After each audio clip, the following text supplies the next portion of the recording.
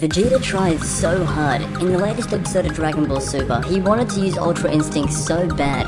After going through the same kind of training as Goku, and actually doing more of it over a longer period of time, Vegeta wanted the same increase in power that he saw with Goku. He wants the new form, but the way he went about it was strange, and I'm not gonna lie, it was a little bit amateurish because he says to himself that if he empties his mind, his body will react on its own.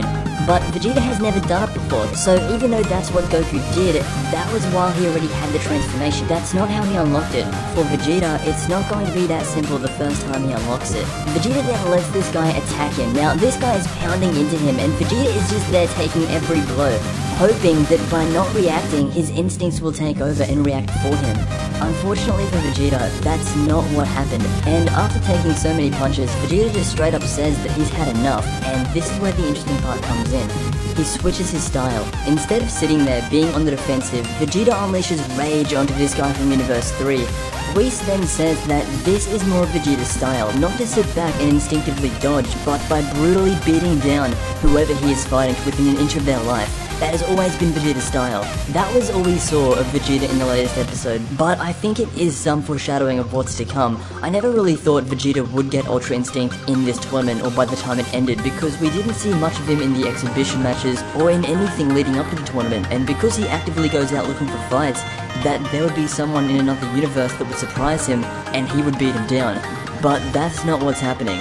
Vegeta acts in a different way to everyone else. There aren't many characters in Dragon Ball like him. He is very much his own man, so it's interesting that Whis says Vegeta's instinct in that situation was to attack, to be on the offense, because when he tried being on the defense, it didn't work because that wasn't true to his character. If they are going for any kind of foreshadowing at all, I'm hoping that this situation here will tie into it. Ultra Instinct is so different from any other form in the series, and because of this, it could vary between characters depending on their traits. For example, Goku's the type of character to be beaten down and come back every single time. That's why his instinct is mostly defensive, while Vegeta, like we saw in this episode, his instinct was to attack and hold nothing back. And so if he ever did get Ultra Instinct, his version could be based on that, because again, that is what makes Vegeta different from Goku. Anyway, that was my take on Vegeta trying to use Ultra Instinct. I think the most important thing to take out of this is that a person's instinct can be different, and that's where the idea of Vegeta getting a different variant of Ultra Instinct would make sense, because this form is so unique that they could do it in a way that's different for every character. Let me know what you think. I want to thank you so much for watching, and I'll see you in the next Dragon Ball video.